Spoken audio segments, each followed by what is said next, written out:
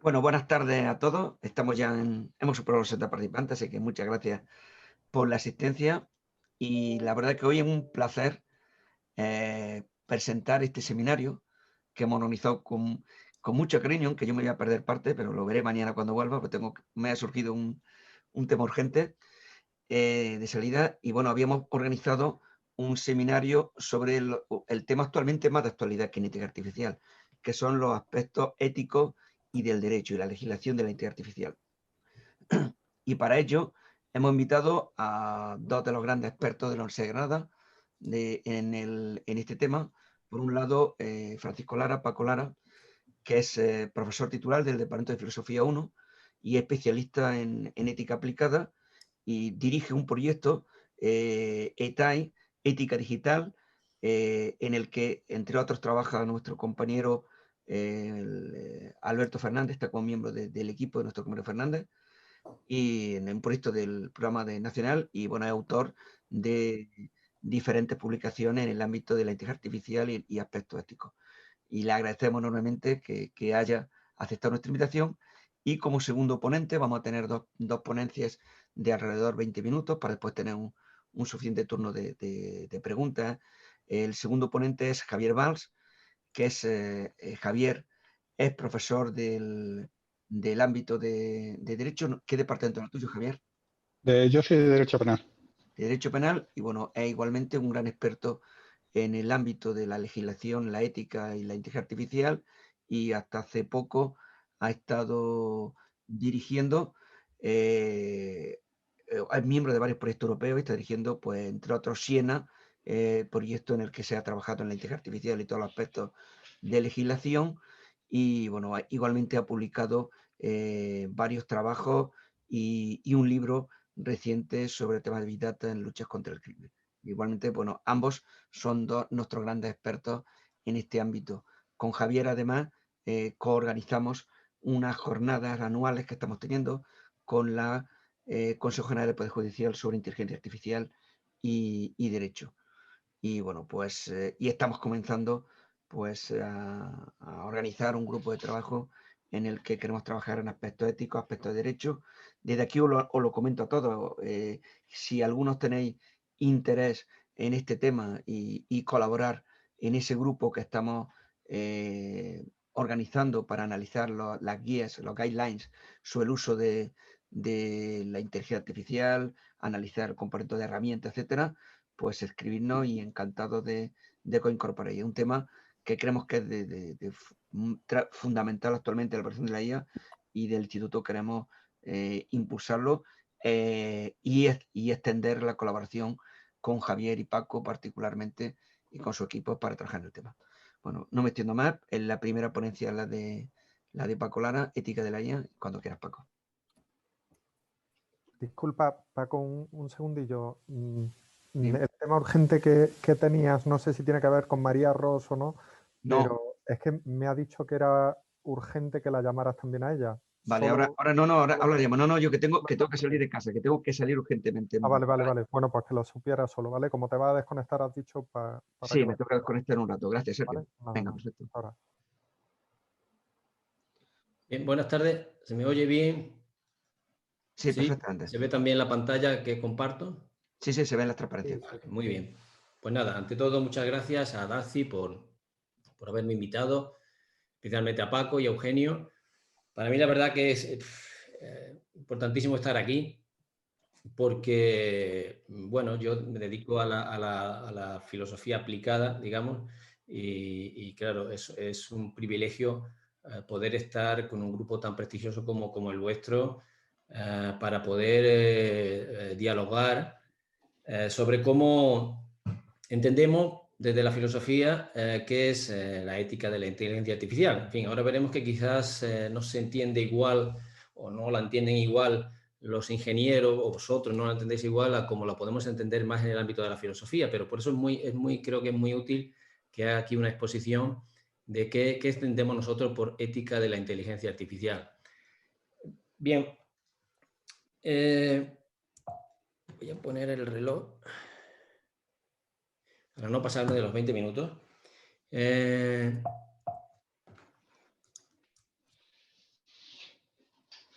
Bien. Lo esencial es, no voy a insistir mucho en ello, es que, digamos, el mundo está cambiando mucho con la inteligencia artificial, mucho más que ha cambiado en otras épocas históricas cuando han surgido nuevas tecnologías. Se están dando nuevas realidades. Por nuevas realidades hay que entender pues, nuevas formas de entender la sociedad, nuevas formas de entendernos a nosotros mismos, incluso, como vamos a ver ahora, también, en cierta medida, nuevos seres, ¿no? Y es todo eso que está propiciando la inteligencia artificial. Lo que hace la ética es reflexionar sobre esas realidades. No solamente lo hace la ética, también hay otras ramas de la filosofía que se dedican a ello, pero desde una perspectiva distinta. Pues no sé, en filosofía de la mente, pues es un tema esencial intentar averiguar si realmente la inteligencia artificial es inteligencia o no, si hay diferencias esenciales con la inteligencia humana, si pueden llegar a asimilarse de alguna manera. Pero en la ética, la reflexión filosófica, crítica, se hace desde una perspectiva concreta, que es la perspectiva de los valores. De los valores que compartimos, no de los valores subjetivos o personales de cada uno, sino de aquellos valores que en términos imparciales consideramos que son importantes, como por ejemplo la libertad, la igualdad, en fin, ahora ya veremos el bienestar, la propia existencia, la vida. Entonces, de lo que se trata es de ver cómo esas nuevas realidades, algunas ya presentes y otras que pueden venir en un tiempo, desafían esos valores que entendemos que son positivos, y también la ética de la inteligencia artificial lo que pretende es aportar ideas sobre cómo podríamos enfrentarnos frente a esa nueva situación, qué es lo correcto a hacer en una situación tan nueva, ¿no? Bien, teniendo eso presente, pues ya os digo que lo que yo voy a pretender en estos 20 minutos va a ser dos cosas que, en fin, sobre todo la primera es bastante ambiciosa, pero dado el poco tiempo voy a intentar resumir todo lo que pueda, pero quiero mostrar algunos debates de ética de la inteligencia artificial y insisto en lo que decía antes, en cómo la ética de la inteligencia artificial la vemos los filósofos. Porque vosotros habláis de ética y sabéis mucho ya también de ética de la inteligencia artificial, pero normalmente es una ética más, podríamos decir, más pegada a lo profesional. Mientras que lo que hacemos los filósofos es reflexionar sobre eso también, pero desde una perspectiva más amplia, más global, más teórica y quizás algo más abstracta, ¿no? Entonces yo voy a intentar, aunque sea muy brevemente, repasar esos debates que más están interesando hoy día a los filósofos cuando hacen ética de la inteligencia artificial. Y luego también, al final, si me da tiempo, voy también a intentar contaros algo de lo que hacemos en un proyecto de investigación, al que, por cierto, también pertenece uno de vosotros, que es Alberto Fernández. Creo que por ahí también, al menos invité, está Miguel Moreno y Nacho del Valle. Y, en fin, estamos en un proyecto que es el proyecto EZAI, que es un proyecto sobre ética de la inteligencia artificial, y luego explicaré muy brevemente qué es lo que hacemos en él. Bien, ¿cuáles son las cuestiones que preocupan a los filósofos de la inteligencia artificial? Pues la más teórica, voy a ir de lo más teórico, digamos, a lo más concreto, a lo más inmediato. Lo más teórica es la pregunta de ¿a dónde nos va a llevar esto? ¿Qué es lo que hay al final del camino? Bien, aquí el concepto clave es el concepto de superinteligencia, que supongo ya todos conocéis. Se prevé, o algunos prevén, que en un determinado momento, incluso ponen fechas, podrá darse esa explosión de la inteligencia en la que las máquinas, los robots, puedan alcanzar una inteligencia no restringida a determinados ámbitos, sino una inteligencia multipropósito, muy similar a la humana, y que incluso no solamente llegue a ser igual, sino que pueda superarse, en cuanto que las máquinas, los robots, irían autoperfeccionándose de manera exponencial. Ese es el tema de la superinteligencia. Entonces, pues se especula de qué pasará, cómo será la realidad si eso llega y qué hemos de hacer en caso de que eso llegue. Hay también algo, digamos, que está presente aquí, es la creencia de que si eso llegara, los robots que estén ahí, que alcancen esa superinteligencia, no iban a tener una actitud ética o compasiva con respecto a nosotros. Es decir, que por mucho que intentemos enseñarlos para que se comporten de manera ética, puede llegar el momento en que por un autoaprendizaje, incluso con los postulados éticos que nosotros le hemos dado, lleguen a entender que lo mejor para nosotros es que nosotros nos quitemos de en medio o que incluso quedemos al nivel de un esclavo de la máquina o algo así. Entonces, frente a esta especulación un poco de una situación de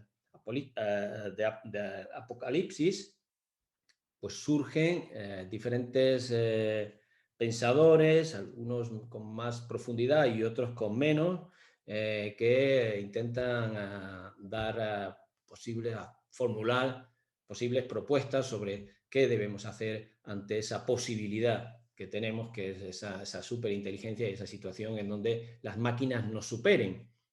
Algunos hablan de que lo que hay que hacer es un parón tecnológico, que no, hasta que esto no esté perfectamente controlado, sepamos que no se van a ir de las manos y que las máquinas no nos van a controlar, lo que hay que hacer es no seguir avanzando, o al menos no seguir avanzando en eso de conseguir una inteligencia distinta a la que tenemos ahora, que es una inteligencia más artificial, más estrecha, más dedicada solamente a determinados ámbitos y a determinados propósitos. Otro hablan de que lo que tenemos que hacer es fundirnos con la máquina de alguna manera, que se haga algún volcado de la mente y que nosotros sigamos existiendo solo, digamos, en alguna parte de la máquina, nuestra mente esté ahí, que podamos volcar todas nuestras experiencias y sigamos estando también con las máquinas, aun cuando ya no tengamos nada biológico, solamente estamos en la máquina.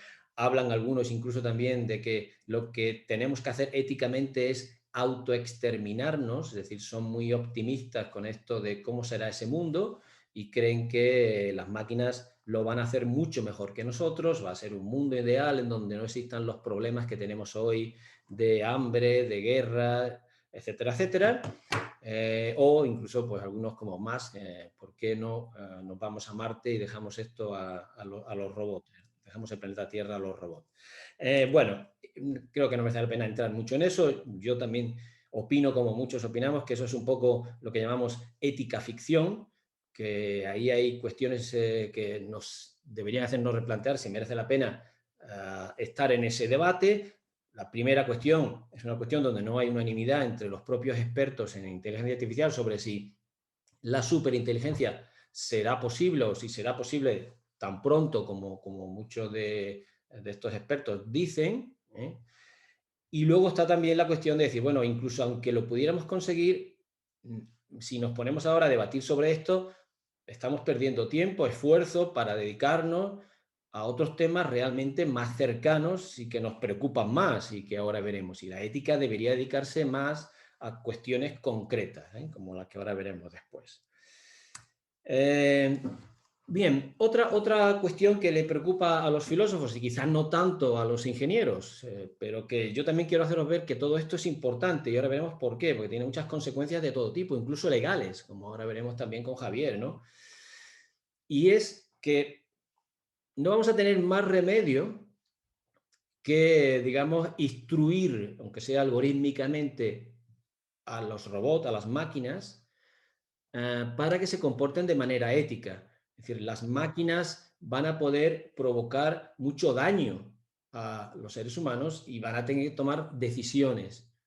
Y van a ser decisiones autónomas, o al menos no mediadas directamente por el ser humano. Incluso muchas veces decisiones que no estaban previstas por el ser humano. Entonces, claro, lo que nos tenemos que plantear es si eso que vamos a tener, que es un ser que puede tomar decisiones morales porque afectan a mucha gente y porque ellos lo toman, son decisiones que toman de alguna manera autónoma, de manera no prevista por el diseñador o por el que desarrolló, digamos, ese robot, nos encontramos con que hay unos seres que se van a comportar éticamente.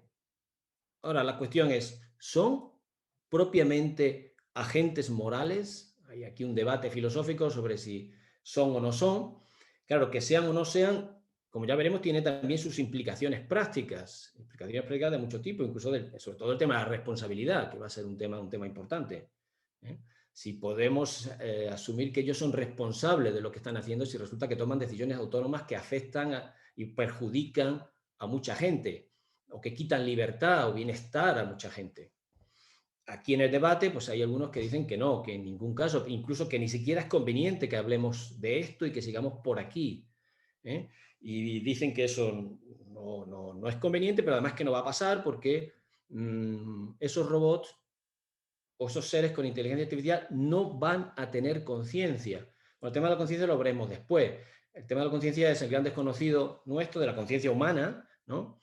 Y hay bastante debate sobre si realmente los robots van a poder simular esa conciencia humana de alguna manera. Pero independientemente de eso, de que eso se pueda conseguir o no, hay filósofos también que están diciendo que tenemos que cambiar el chip con respecto a la moralidad y a qué es un agente moral. Que puede haber robots en no mucho tiempo que se comporten éticamente, aun cuando no tuvieran conciencia, porque ellos podrían llegar a entender qué es la responsabilidad, podrían llegar a comportarse como si fueran agentes morales, y ya solamente por eso habría que entender que se están comportando moralmente y como agentes morales. Pues hablan de una moralidad funcional o artificial. Se está desarrollando bastante esta idea, e incluso algunos dicen que serán mejores agentes morales que nosotros, porque no estarán de alguna manera expuestos a que las emociones, los sentimientos puedan perjudicar sus decisiones. Sus decisiones serán extremadamente racionales y extremadamente imparciales, que es un poco el ideal de la moralidad. En este ámbito sobre los seres éticos hay otra cuestión distinta también que es relevante, en fin, aunque a muchos les pueda parecer también algo un poco alejado y un poco absurdo, y es la de si los robots o las máquinas, aparte de ser agentes morales, también van a poder ser pacientes morales, que es una cosa distinta. Un animal no es un agente moral, pero sí es un paciente moral. Sí sufre cuando le hacemos algo, aun cuando ellos no sepan distinguir entre el bien y el mal. Bien, ahí os pongo la fotografía, que fue una fotografía en la que lo que se estaba era probando uno de los perros de Hanson Robotics y probando su estabilidad, y entonces uno de los que estaban chequeando este robot, pues le dio una patada para ver si se podía recomponer la estabilidad el robot. Bien, lo curioso fue, digamos que esta foto de pronto que se puso en internet generó una reacción por parte de mucha gente mostrando su desacuerdo, su malestar por eso que habían hecho con ese robot que imitaba a un perro, ¿no? Es decir, de alguna manera el robot despertó cierta empatía por parte de algunas personas.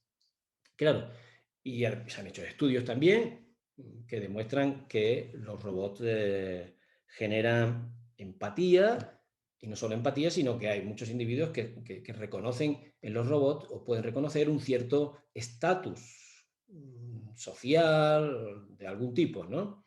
Por lo tanto, está ahí la pregunta de si los robots podrán algún día tener derechos, igualmente un debate filosófico también sobre si para eso es necesario o no tener conciencia, tener una conciencia exactamente como la nuestra, y ahí es donde hay un debate también, en el sentido de que se habla de que desde un cierto materialismo si abandonamos el tradicional dualismo de que la conciencia equivale a la mente, que antes era el alma y que era algo conectado de lo material, si abandonamos eso, pues de lo que se trata simplemente es de esperar un tiempo hasta saber realmente cómo funciona la mente humana, ver realmente cómo se produce esa conciencia y de alguna manera reproducirla también en el funcionamiento de un robot o de un sistema de inteligencia artificial, ¿no? Bien.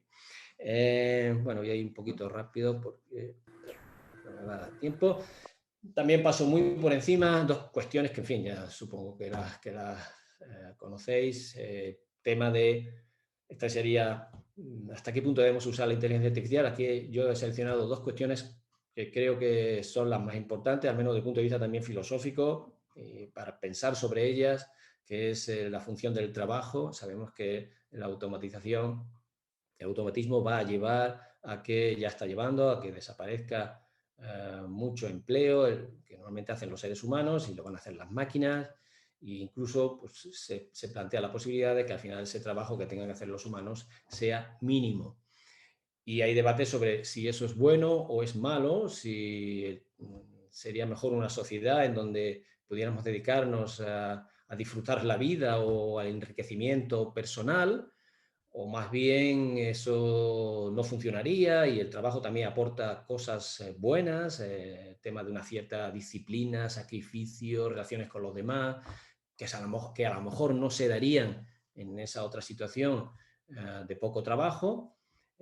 Bueno, el debate está ahí. También se habla de que quizás habría que replanteárselo en términos de cooperación, más de que las máquinas hagan todo el trabajo, que hagan solamente una parte. Entonces, bueno, ¿qué parte tendrían que hacer las máquinas? ¿Cuál tendría que estar reservada a los seres humanos? Aún así sigue también estando pendiente ahí sobre la mesa el tema de que de una manera u otra, aunque los robots se encarguen de una parte del trabajo más monótona, eso nos genera un cierto problema porque estaríamos siempre dependiendo de los robots, nosotros perderíamos esas habilidades y en caso de que algo pasara, de que las máquinas dejaran de funcionar, pues nosotros no sabríamos cómo enfrentarnos a esas situaciones. Está el tema también de la guerra. Debemos usar, este es un tema de bastante actualidad, en fin, porque parece que la legislación que está a punto de sacar la Unión Europea, esto no se recoge suficientemente. Ahora, si no, ya Javier que nos hable algo más sobre esto. Pero, en fin, como me quedan pocos minutos, si queréis luego, pues podemos volver a sacar el tema y podemos hablar algo más sobre esto, pero me interesa más que nada ver un poco el planteamiento general. Esto ya es ir más a lo concreto. Me refiero concretamente a algunas amenazas éticas ya de lo que son los algoritmos y de los algoritmos que ya se están usando. Esto ya no es ética ficción. Lo que ahora se está usando plantea grandes desafíos a unos valores que para nosotros son importantes. Uno de ellos es la autonomía. Con la inteligencia artificial se puede controlar incluso la libertad. La libertad y la autonomía no es exactamente lo mismo. La libertad tiene que ver con la acción más propiamente. Es decir, lo que se hace en China sí que es una clara limitación de la libertad con todo este sistema del crédito social, en donde hay personas que no pueden simplemente viajar porque el gobierno no se lo permite, porque no tiene suficiente crédito social para poder hacer eso. Pero ya a un nivel, digamos, más sutil estaría lo que es la amenaza a la autonomía que se da en Occidente, utilizando la mentira. Es una obviedad de que hay ahí una amenaza a la autonomía. Por autonomía hay que entender pues, esa capacidad que tenemos los individuos de desarrollar nuestros propios valores, nuestros propios deseos, y tener libertad, tener capacidad para poder hacerlo. Teniendo presente que eso sería la autonomía, habría otra manipulación, digamos, más sutil, que algunos dicen que no sería tan condenable, de hecho es legal, que es esa manipulación que se hace tanto en las redes, en donde lo que se pretende es, de alguna manera, dirigir al usuario pero digamos sin salirse de lo que sería una decisión del usuario, solo que eso tiene ciertos riesgos, puesto que a veces las decisiones que tome el usuario pueden ser aquellas que responden a una publicidad dirigida que le impide ir más allá de eso que se le está ofreciendo. De alguna manera se le está impidiendo que avance en la formación de su yo, conociendo otras cosas, ¿no? Eso es lo de los filtros burbujas, por ejemplo, ¿no? O utilizando determinadas estrategias, después de muchos estudios sobre la dopamina, que saben que haciendo determinadas cosas tú puedes conseguir que ese individuo elija a él, consienta a él. Pero claro, habría que preguntarse si realmente ese consentimiento y esa elección es una elección realmente autónoma, ¿no? Pero no solamente hay amenazas a la autonomía, con lo que se está haciendo hoy día, sino que también hay amenazas claras a la igualdad. Ya muchos de vosotros ya conocéis este tema, incluso me consta que estáis trabajando en el tema de la discriminación, en el tema sobre todo de los sesgos que hay en los datos que se utilizan para entrenar a los sistemas de inteligencia artificial por medio de deep learning. Y, en fin, voy a pararme ahí, pero esa sería una amenaza. Y otra, también muy importante, que es el tema de la responsabilidad. Es decir, para la ética y, por supuesto, para el derecho, es esencial poder, digamos, juzgar el comportamiento de los individuos. Poder, en cierta medida, responsabilizar o culpabilizar a alguien si ha hecho algo que está mal. Con la inteligencia artificial tenemos un grave problema en esto, porque es muy difícil encontrar a quién le atribuimos responsabilidades, cuando resulta que un sistema de inteligencia artificial, aparte de que está hecho por muchas personas que intervienen en su creación, luego además la creación es la creación de un sistema que es autónomo y que en muchos casos es impredecible, el problema de la caja negra, es decir, en donde es opaco, es decir, sabemos lo que le metemos, sabemos lo que hace, las decisiones que toma, pero no entendemos cómo se ha hecho eso. Hay esa opacidad y eso genera grandes retos sociales, éticos y jurídicos, porque nos encontraríamos con que no podemos encontrar a un culpable. Las máquinas son arresponsables. Le pasamos la responsabilidad al humano que la hace, pero ya hemos visto que esto no es fácil, y muchas veces imposible. Entonces, no hay culpables. Las máquinas, los algoritmos no pueden explicar sus decisiones. Y los seres humanos, los ciudadanos, tenemos derechos a que nos expliquen por qué no nos dan una hipoteca, por ejemplo. Aparte de que todo esto genera muchísima desconfianza y eso impide la cohesión social. Remedios éticos, ¿qué hace la ética? Cuando dice, bueno, pues ¿qué debemos hacer contra todas estas amenazas, contra todos estos problemas? Pues, en fin, hay una serie de organizaciones intergubernamentales, incluso empresas, que han sacado ya y han publicado muchos principios éticos que algún día se recogerán en leyes. Ese es el siguiente paso, ¿no? Y esas propuestas suelen normalmente coincidir. En fin, ya aparecen algunos: derechos humanos, transparencia, justicia, no maleficencia, beneficencia, inteligencia artificial centrada en el ser humano.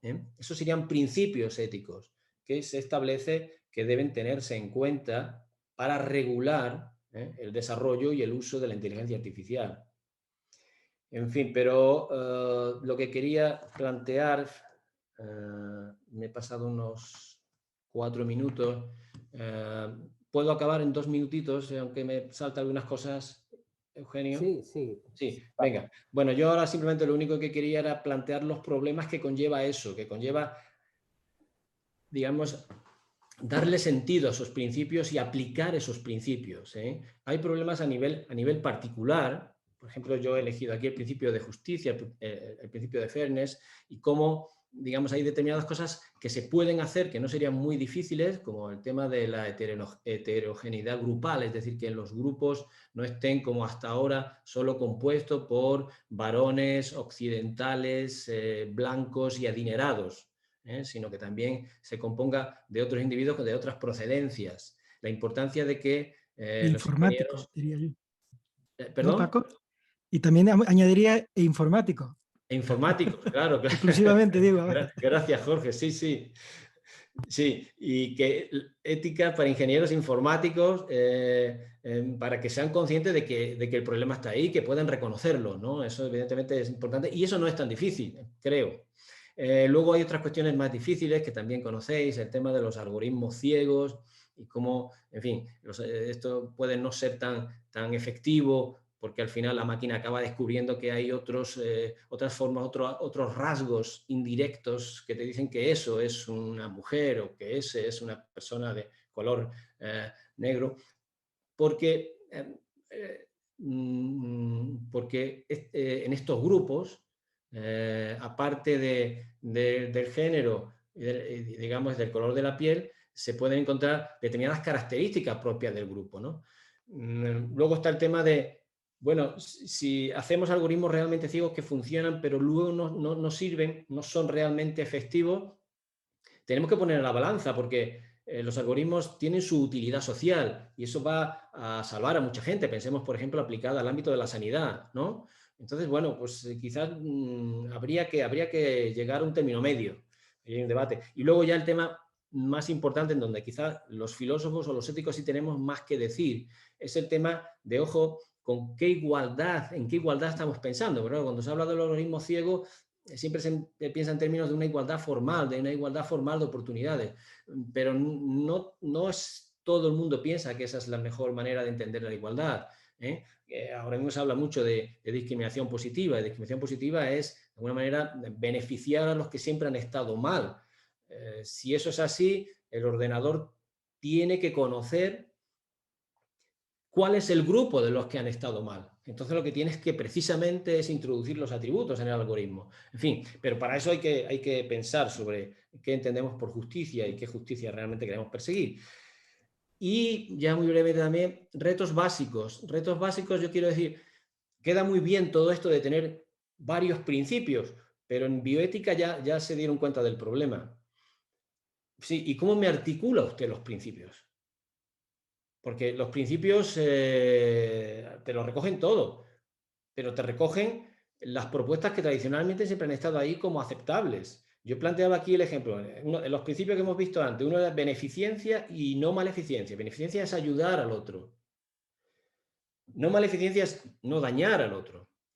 Bueno, para esto hay un dilema que ya es un clásico y que ahora con todo esto se ha vuelto otra vez a poner tomar más importancia en este ámbito, que es el dilema del tranvía, el dilema del trolley que va sin freno y entonces pues va a arrollar a 5 personas que están en la vía y no se pueden mover. Pero tú tienes la posibilidad de cambiar para que vaya por otra vía, el tranvía, y así no mata a esas 5 personas. Pero resulta que, vaya por Dios, hay una persona en la otra vía, entonces que va a morir también. Entonces tú tienes que decidir que qué haces, o salvas a uno o matas a uno, perdón, para salvar a 5 o no. En fin, este tipo de dilemas que antes era una cuestión solamente un poco, digamos, teórica, en la que los filósofos le dedicamos mucho tiempo, parece ser que con poca utilidad, pues de pronto se ha hecho terriblemente útil todo esto y se ha hecho muy útil a raíz del problema de los vehículos sin conductor, en donde, claro, tú al coche que no lleva conductor le tienes que introducir unos algoritmos para que tome una decisión que puede hacerlo en muy poco tiempo de si, por ejemplo, si se cruzan varios niños por la carretera, pues que tome la decisión de o arrollar a los niños o dar un volantazo y que muera el que va dentro, ¿no? Por ejemplo, o muchas más complicaciones que pueda haber entre si se va para un lado, mata a 5, pero si va para otro, mata a 1, y si en uno son jóvenes y en el otro viejos y resulta que el otro es una mascota, en fin, se pueden generar muchos escenarios posibles, ¿no? Entonces, claro, hay un problema que hay que resolver. ¿Cómo instruimos éticamente a la máquina? ¿Con qué ética? ¿Lo hacemos con una ética que le dé más importancia a la beneficencia o la no maleficencia? ¿Importa el número de individuos? Cuantos más mejor la decisión, por ejemplo. En fin, se han hecho bastantes estudios porque ya que en la ética hay también determinadas a enfrentamientos entre utilitaristas por un lado y deontologistas que mantienen posiciones contrarias respecto a esto, pues ha intentado también ir a lo que dice la gente, a las intuiciones, ¿no? Y se ha hecho un estudio que yo cito ahí, que es muy conocido, que se ha hecho a 200 países y a más de 2 millones de personas, y han llegado a la conclusión de que hay una intuición universal, que la gente dice, si hay que matar, mejor antes a uno que a muchos. Es decir, en ese caso, si hay que salvar, mejor salvar a muchos que a uno. Esa es universal. Pero luego, sin embargo, depende de la cultura, pues las intuiciones han encontrado que son distintas. Si el coche tiene que elegir, ¿no? Por ejemplo, pues en los occidentales solemos decir que puesto a elegir entre salvar a jóvenes y a ancianos, mejor salvar a jóvenes. Pero sin embargo, en las sociedades musulmanas o asiáticas dicen que hay que darle prioridad a los ancianos. En fin, que ahí se genera también un debate y que son retos importantes, esenciales, éticos que hay que resolver. Y por último, perdonad que me haya pasado algo con el tiempo, ya voy a ser muy breve, sí. Lo que hacemos en nuestro proyecto, en el proyecto de ZAI, es de alguna manera intentar ver cómo la propia ética, la propia inteligencia artificial puede ser un buen instrumento para, digamos, enfrentarse a esas serias amenazas que está generando la inteligencia artificial. Hemos visto que la inteligencia artificial es peligrosa porque puede manipular a la gente, ¿eh? Puede hacer que seamos un poco más infantiles, de alguna manera, que seamos menos críticos, que nos polaricemos también.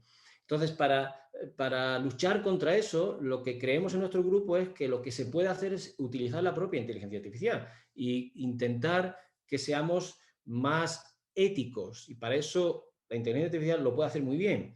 Lo puede hacer bien un profesor de ética, pero creemos que la inteligencia artificial tiene otras potencialidades que pueden ser muy útiles. Y por eso pensamos en la posibilidad de lo que llamamos asistentes éticos virtuales.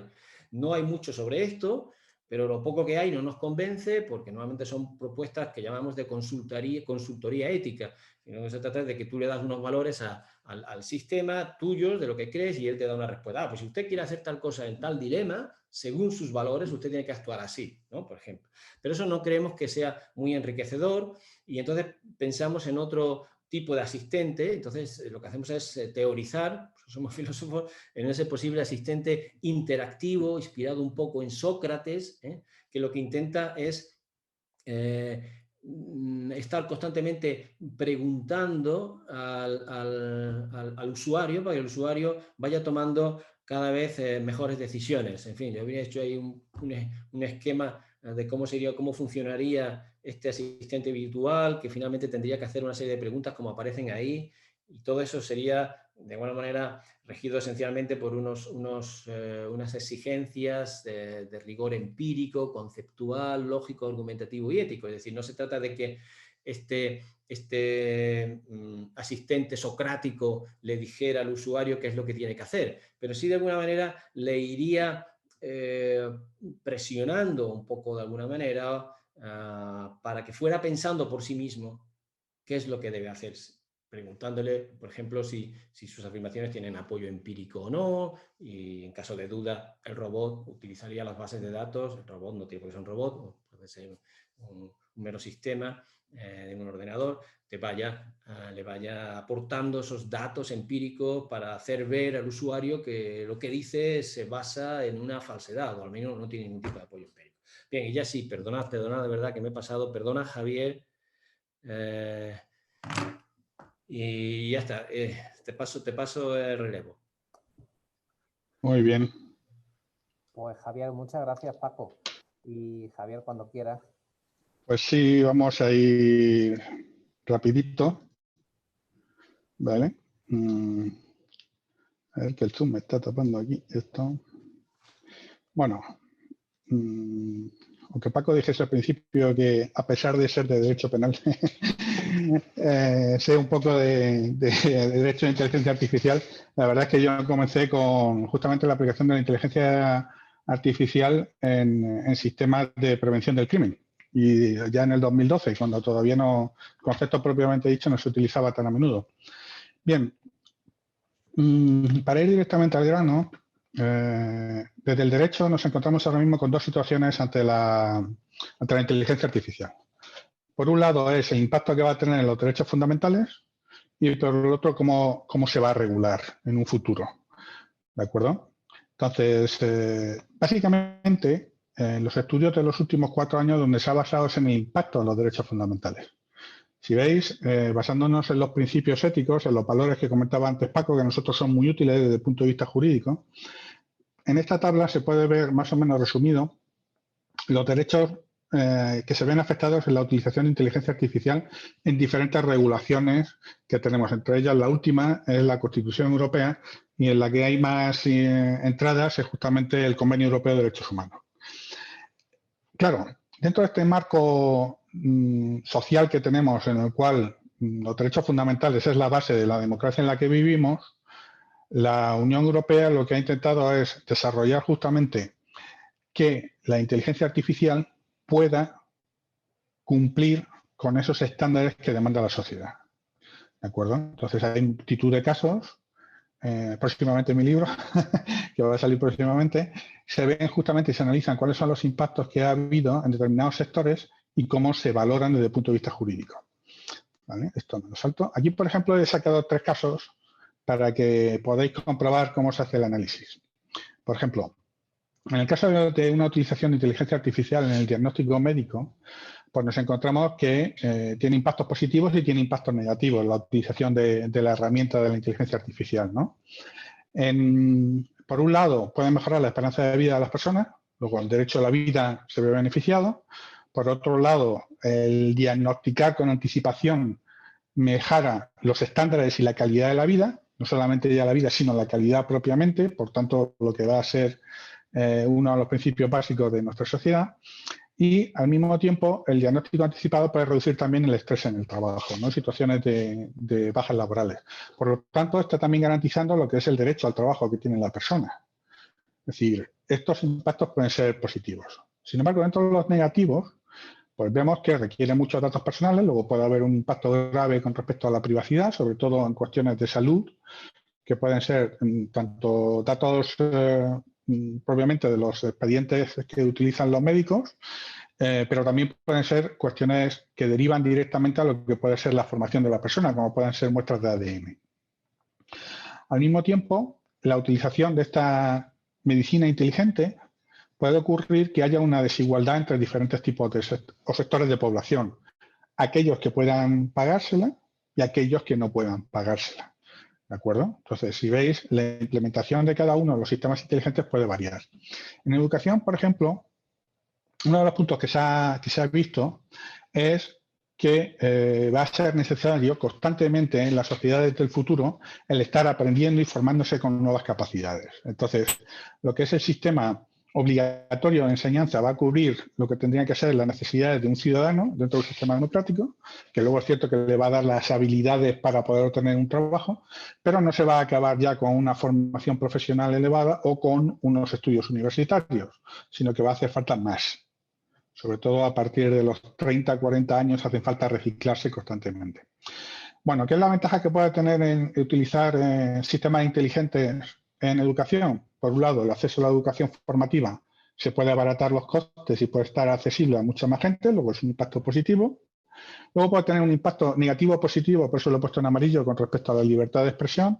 Es decir, todos hemos tenido un problema que cuando vamos a desarrollar un trabajo académico, por ejemplo, nos encontramos con la disyuntiva de si nos expresamos libremente nuestras ideas o si el hecho de que digamos algo en el cual que nos va a evaluar no le va a gustar, nos puede evaluar a la baja. Luego, al fin y al cabo, uno se puede autocensurar y, por tanto, afecta a su derecho a la libertad de expresión.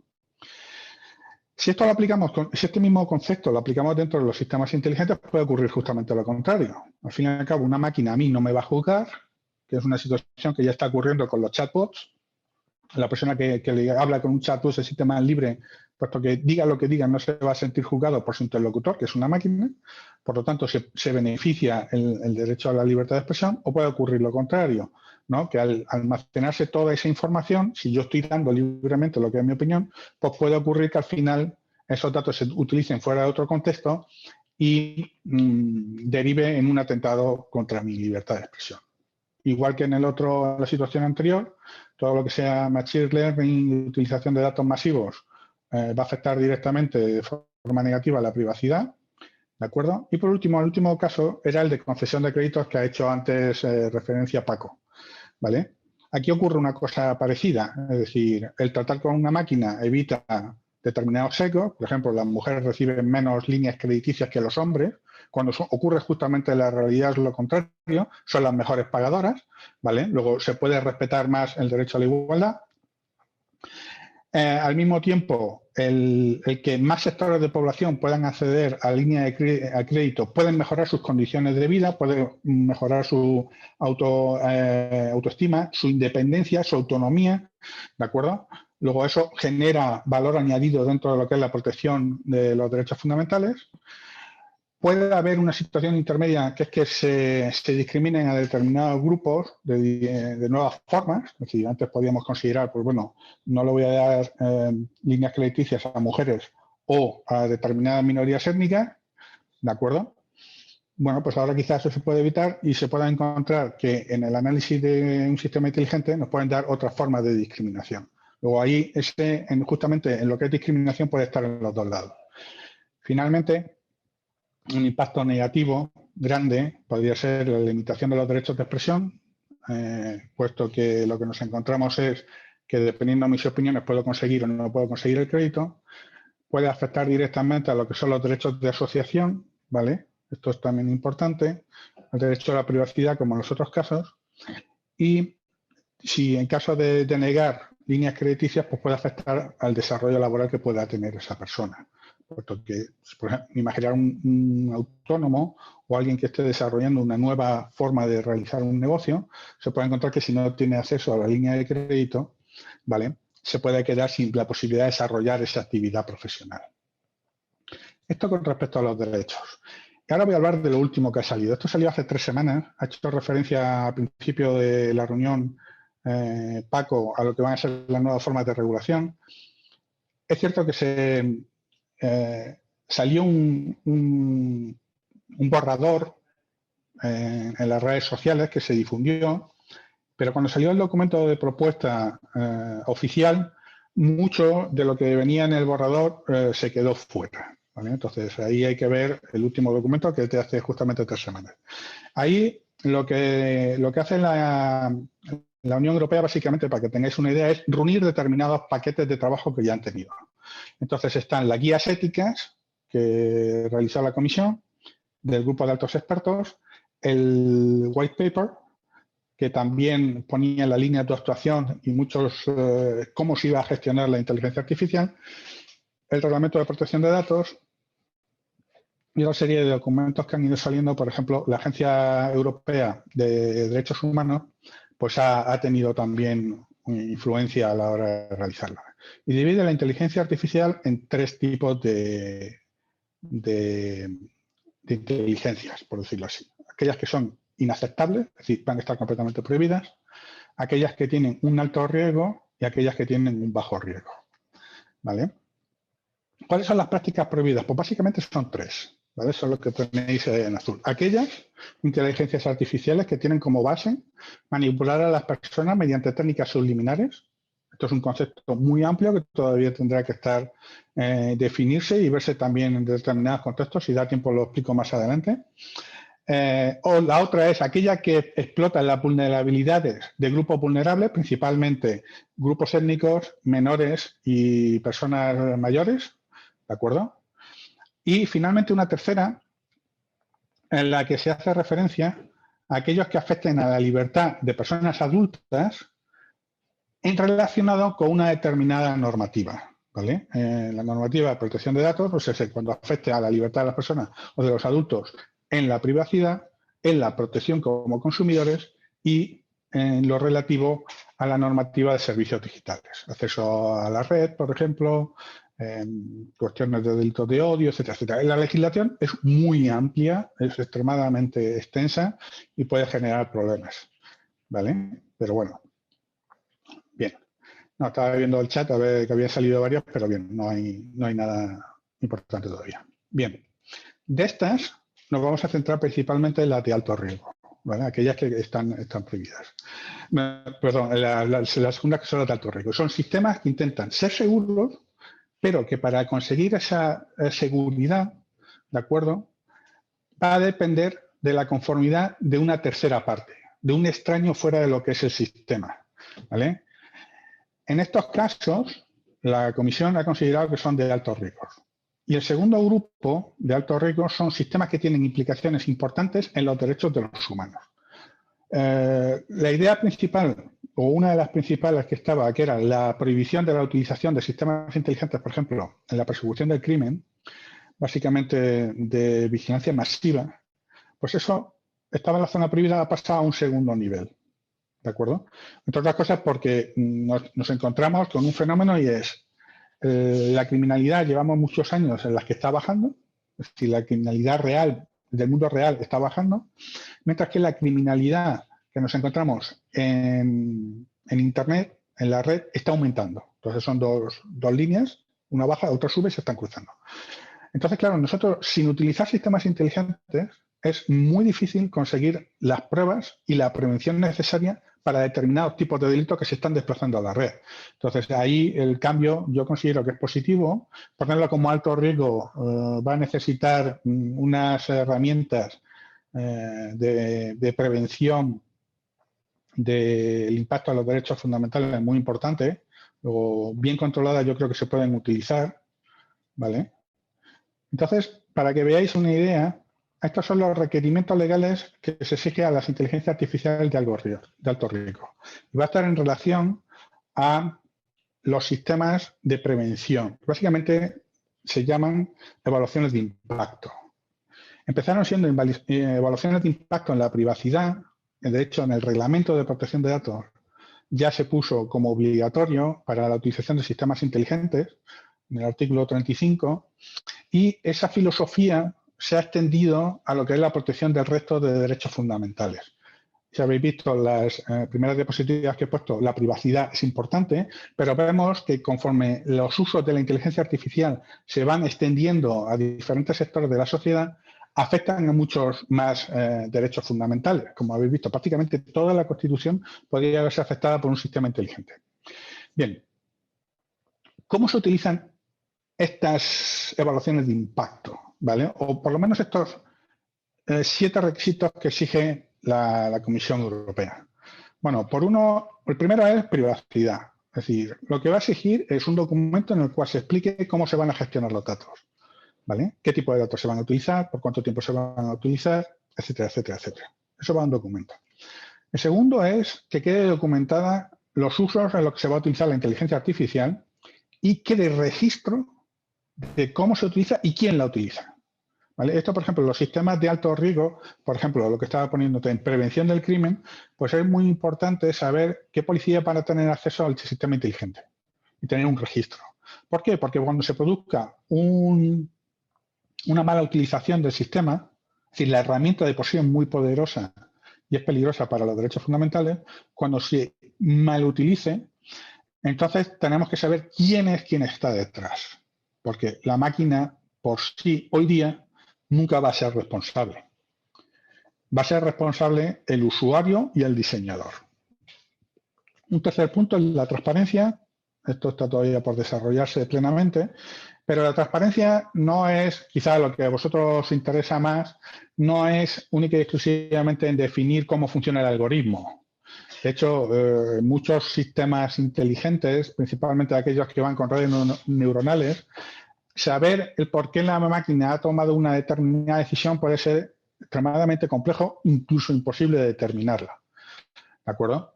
Entonces, la transparencia va más allá de lo que es el algoritmo, va en transparencia en el uso, transparencia de quiénes son los usuarios, ¿vale? Transparencia de los procesos de toma de decisiones, tanto de humanos como de la máquina, ¿vale? Y la posibilidad de evaluar todo un conjunto que va detrás de lo que es esa transparencia. Supervisión humana, ¿vale? La máquina, aunque toma decisiones automáticas, esa decisión tiene que estar finalmente corroborada por humanos. De tal manera que en aquellos casos en que la máquina dé un resultado que puede ser muy bueno, pero sin embargo vemos que tiene un resultado que sesga, ¿vale? Y deja fuera determinados grupos de población de forma injusta, entonces es cuando tendremos que meter y decidir que esa decisión, por muy buena que sea, no se va a utilizar. ¿De acuerdo? Esto es muy importante. Porque además ha salido también en la exposición de Paco algunos puntos interesantes, ¿no? ¿Qué es ¿qué es el actuar éticamente? Si no lo sabemos ni los humanos, ¿qué es actuar éticamente? Con la justicia ocurre lo mismo. Nosotros tampoco tenemos una definición de justicia pura.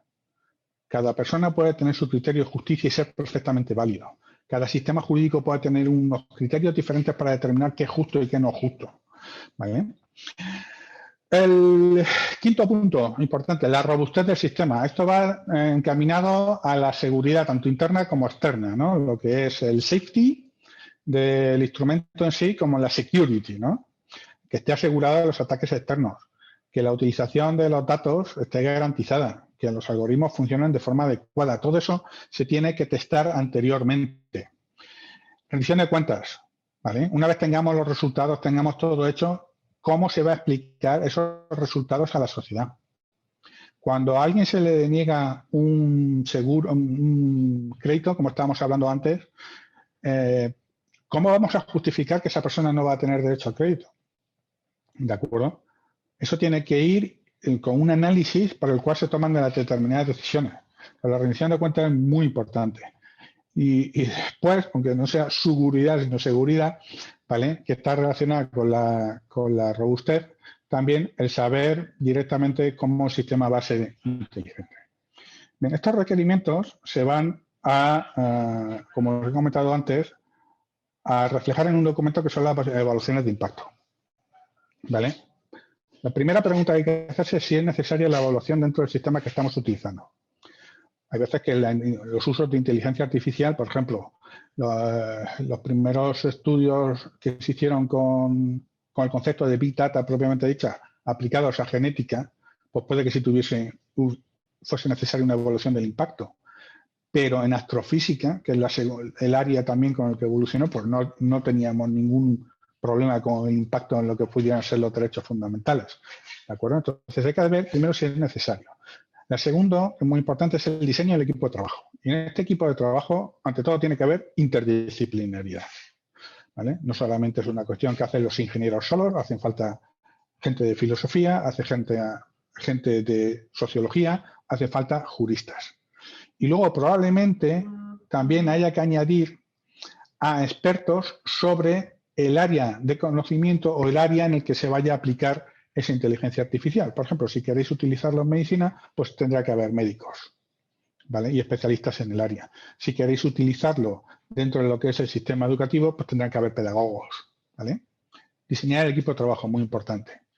Dentro del diseño del equipo de trabajo hay que luego determinar cuál es el tema en el que se va a aplicar la inteligencia artificial. Pues sabemos que la inteligencia artificial es simplemente una herramienta que resuelve muy bien una determinada competencia. Bueno, pues esa competencia concreta, ese es el tema. ¿Qué persona? Diseñar un cronograma, cuáles son las tareas a realizar para asegurarnos de que el sistema es seguro, ¿vale? Y que está funcionando. Hacer evaluaciones periódicas, ¿vale? Esto implica tener un plan de trabajo, ¿vale? Y un diagrama del flujo del mismo, de cómo se van a distribuir las competencias, quiénes son las personas responsables, ¿vale? Y cada cuánto tiempo se van a tener que realizar. Esto nos lleva, una vez tengamos más o menos diseñado el equipo, los temas y el diagrama de trabajo, directamente a lo que es la evaluación de los riesgos y posibles soluciones para esos riesgos, ¿vale? Esto es muy importante. Ponía antes el ejemplo, y se pone mucho en inteligencia artificial, el tema del trolley. El trolley no es un problema para la inteligencia artificial tal y como lo quiere desarrollar la Unión Europea. La Unión Europea lo que está diciendo es que antes de que llegues a la situación del trolley, ¿vale? Del tranvía, tengas puesto un sistema de frenado adecuado, tengas puesto unas vías alternativas para no tener que atropellar a la gente, incluso, como yo he comentado muchas veces que he trabajado en cuestiones de coche autónomo, que el coche autónomo sea lo suficientemente seguro para el usuario que autoestrellándose no tenga que tomar la decisión de matar a otra persona, ¿vale? Finalmente, tiene que ser revisado y evaluado por externos. Una vez que esté hecho el documento, se le tiene que mandar a gente de fuera para que dé su visto bueno. Actualizarlo con todas las novedades que se puedan obtener de esta técnica de mejora, ¿vale? Aplicando las soluciones, incluyendo los argumentos que den los evaluadores externos, y finalmente publicarlo de cara al público con lo que es el principio de transparencia para que se sepa cuáles son las decisiones que se han tomado. Yo creo que me ha ajustado el tiempo, porque no tengo ahora mismo ningún... Pero básicamente esa es lo que yo creo que desde el punto de vista de lo que son ingenieros en desarrollo, como estáis vosotros, o ya en desarrollo con los seniors que estáis, os pueden servir a la hora de cómo afrontar lo que va a ser la regulación y el impacto en los derechos fundamentales cuando estamos trabajando con sistemas inteligentes. ¿De acuerdo? Si tenéis alguna duda, yo estoy abierto y encantado. Pues muchísimas gracias, Javier, por la exposición y por ajustarte al tiempo.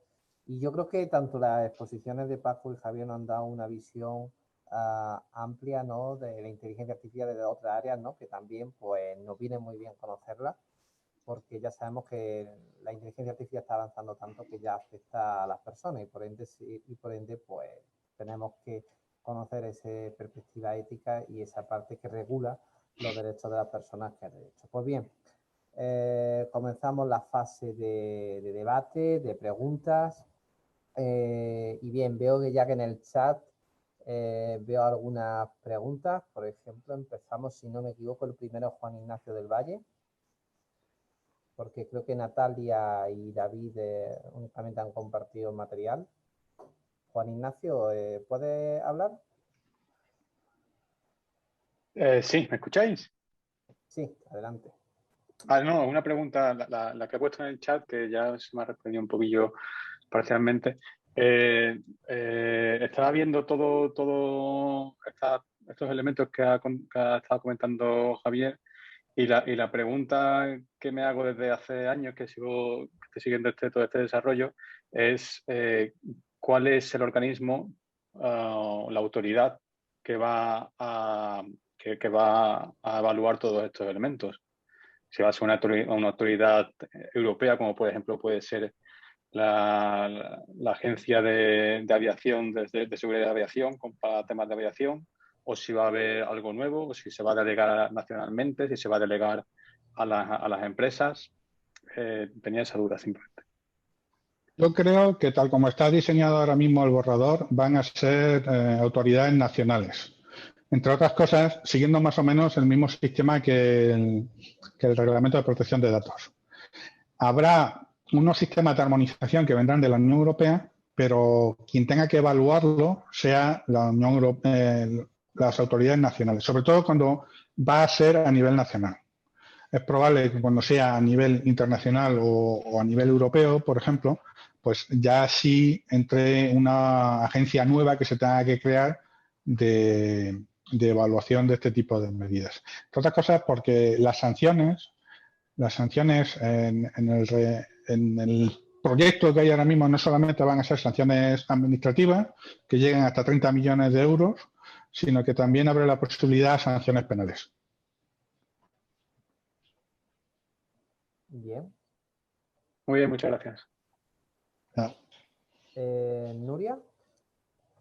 Sí, hola, me ha gustado mucho la charla, en plan, esto lo digo a los dos, y tengo varias dudas en mente, pero bueno, voy a hacer una y dependiendo de cómo avance el turno de preguntas. La pregunta que quería hacer es para Paco, y es que me ha llamado mucho la atención que durante todas las charlas nos han estado planteando, bueno, muchos debates éticos acerca de la IA, y al final hablas de tu proyecto, bueno, el proyecto de tu grupo, que es que ahora mismo no recuerdo cómo se llama, que finalmente, según lo que he entendido yo, era una IA que te ayuda a hacer ética sobre la inteligencia artificial, ¿no? Entiendo que lo has expresado como con un feedback humano, ¿no?, que te hiciera preguntas y tal, pero al final esa IA tiene todos los peligros que tiene la IA que quiere evaluar. Entonces me parece como que quieres solucionar el problema con otro problema. No sé si me estoy explicando. No, por ejemplo, los sesgos o que te intente manipular o engañar esa propia IA también podría, ¿no? Sí, bueno, vamos a ver. Claro, es que no he podido entrar con más detalle y quizás también me he explicado mal porque era ya al final y iba un poco rápido.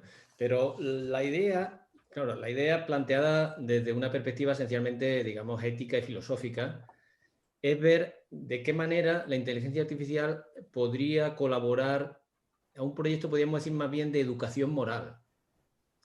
Es decir, la idea es, ¿por qué no un asistente virtual que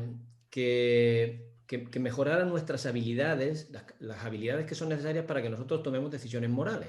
Es decir, claro, la típica pregunta es, bueno, ¿y eso lo puede hacer un humano?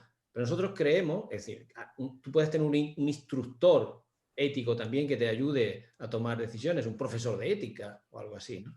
Pero sin embargo nosotros en el proyecto estamos intentando defender que no, que hay razones para mantener que un sistema de inteligencia artificial diseñado precisamente para eso, que quizás a lo mejor podría convertirse finalmente en una aplicación de móvil o algo así, pudiera hacer mejor esa función, por un montón de cuestiones, por una mayor disponibilidad, por un mayor acceso y procesamiento de datos, que lo podría hacer un instructor humano que hiciera exactamente lo mismo, ¿no?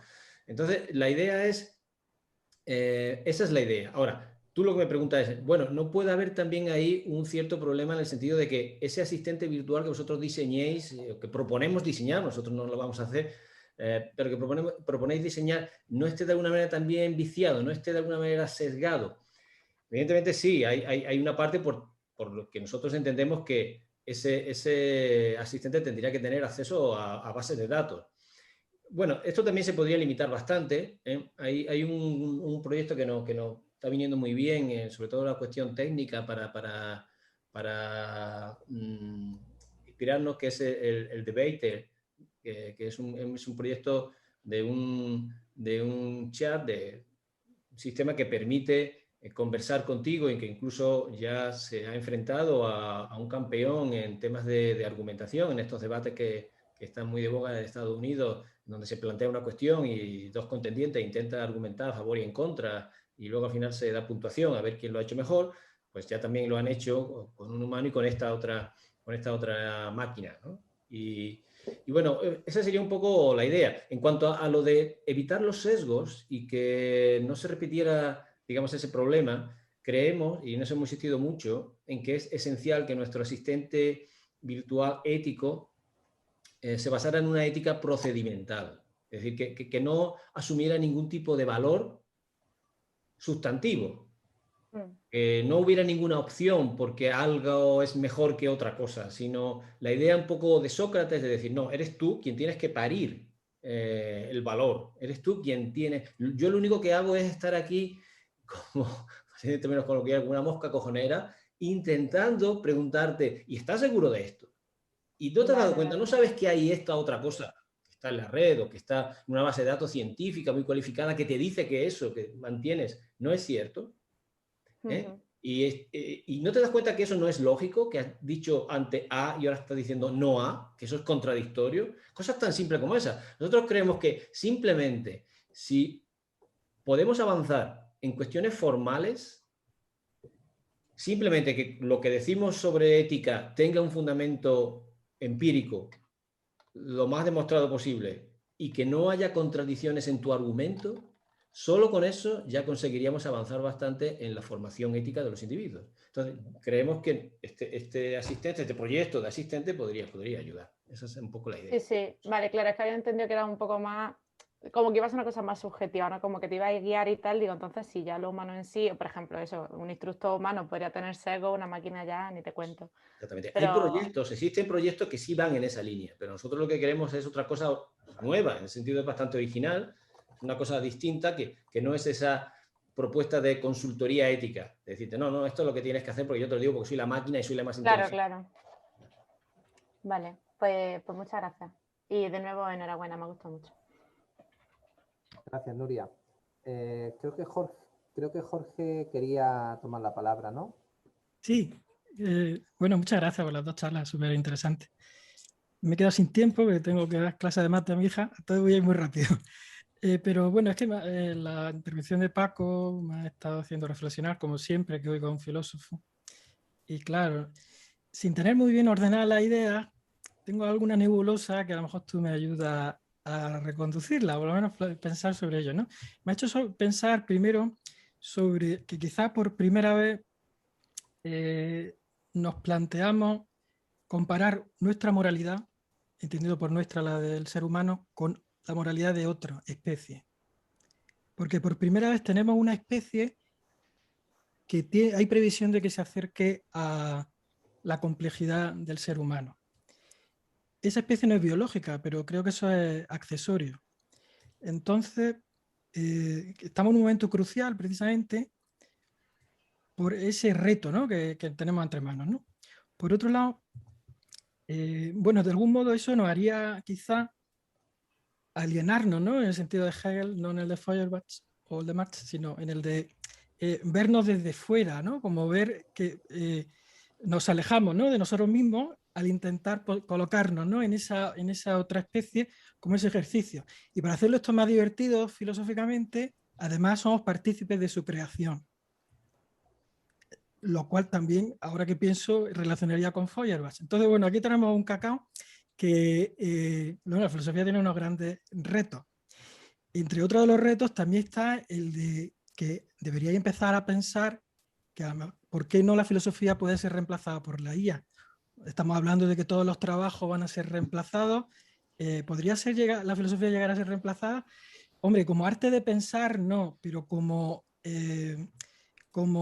instructores morales o educadores, precisamente en la línea de lo que has comentado, del proyecto que estés desarrollando, tengo mi miedo, la verdad.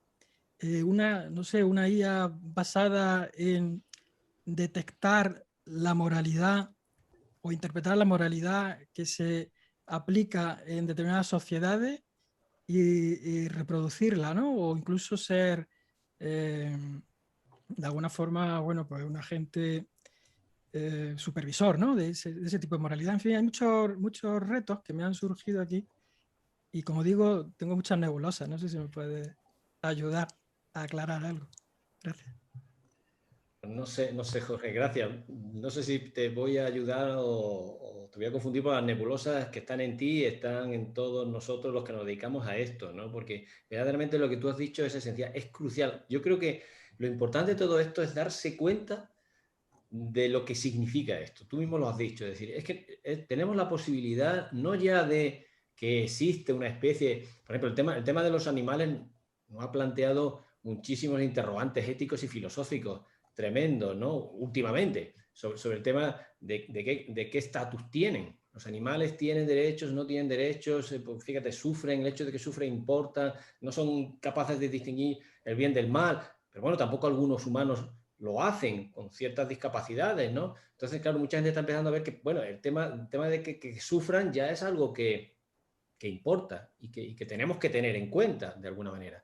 Pero si eso ya supone una revolución, a decir, bueno, pueden tener derecho los animales si entendemos que el sufrimiento es lo esencial, imagínate lo que supone entender que puede haber no pacientes morales, sino agentes morales que hacen ética y que pueden incluso en algún momento, dicen, como algunos autores están diciendo, hacerla mejor que nosotros. Este es un tema también apasionante. Claro, ¿qué es hacer ética? ¿Y cuándo se hace buena ética? Es una cuestión de que uno, digamos, sea firme, como decían los griegos, que tenga fortaleza moral, de que uno controle sus emociones. ¿Para qué? Para atenerse a la razón. Pero si ya podemos diseñar un ser que no tiene ese problema de las emociones, pues se entiende que no va a haber problemas de egoísmo, de falta de voluntad, de debilidad de la voluntad. Claro, pero otros dicen, no, pero la cosa no es tan simple. Es que a veces también las emociones son importantes. ¿Son importantes para qué? Pues, por ejemplo, para tomarte en serio el sufrimiento. Un psicópata es una persona tremendamente racional, pero sin embargo no puede comportarse éticamente porque no tiene nada de empatía. Y la empatía, sobre todo en determinadas fases del crecimiento, es necesario para que tú vayas asumiendo que una cosa son las normas convencionales y otra cosa son las normas morales. Las normas morales son importantes, mucho más importantes que las otras, precisamente porque el daño a la persona está en medio. Y claro, es un psicópata, no lo puede entender, pero no se puede sentir motivado por eso, ¿no? Entonces, claro, esto podemos tener robots muy inteligentes, máquinas muy inteligentes, pero si no tienen esa capacidad de empatizar y no se han formado con eso, pues hasta qué punto van a hacer ética, o lo que van a hacer es otra cosa distinta. Pero también es interesante decir, como dicen algunos, bueno, pues a lo mejor, ¿por qué estamos obsesionados con que el patrón de lo correcto tiene que ser como se comporta el humano cuando creemos que se comporta bien? ¿Por qué no cabe otra posibilidad de comportarse bien sin tener empatía? De hecho, Kant siempre decía que la empatía es un peligro más que una ventaja. Las emociones no es lo decisivo. Uno tiene que saber qué es lo correcto. Y para eso, nada de emociones. En fin, ya lo dejo. Es que eso es muy interesante, porque ¿qué es lo correcto? Es que ese es el debate. No hay una filosofía correcta. Depende de los intereses que tú tengas. Luego, decir que una máquina va a dar con la ética correcta es completamente falso. Es como si yo considero que es una decisión justa. No hay ninguna. Yo, por ejemplo, pongo un ejemplo muy tonto. Una familia acaba de comer, hay que recoger la mesa. Entonces, un filósofo de ética hedonista dirá, ¿para qué? Si yo ya he disfrutado, yo lo que tengo que es echarme una siesta y seguir disfrutando. Mientras que uno colectivista diría, no, aquí estamos todos, estamos cocinando para todos y todos nos toca recoger. Y las dos éticas son válidas. Entonces, no puedes decidir una u otra. No puedes tener una máquina que se vaya a regir por una u otra. Entonces, ese debate es iluso. Es iluso con los humanos, que tenemos autonomía, más iluso todavía con una máquina que todavía no es autónoma, en la medida de lo que entendemos por autonomía de un ser humano, que se rige por las decisiones que él mismo está creando sobre sus principios y reglas. Entonces, ese debate no tiene sentido. Hombre, sí tiene sentido, porque seguro que ninguno estamos dispuestos a aceptar un relativismo moral extremo. Es decir, no estaremos dispuestos a aceptar que cualquier cosa vale, siempre y cuando uno lo desee. Entendemos que hay determinadas cosas que se pueden preferir, se pueden desear, pero sin embargo son inaceptables aquí y en la China. Que es una bueno, este es eterno debate sobre si realmente hay una cierta moral universal. Y la moral es una cosa, la ética es otra. Eso también es algo que normalmente la gente confunde, no es exactamente lo mismo.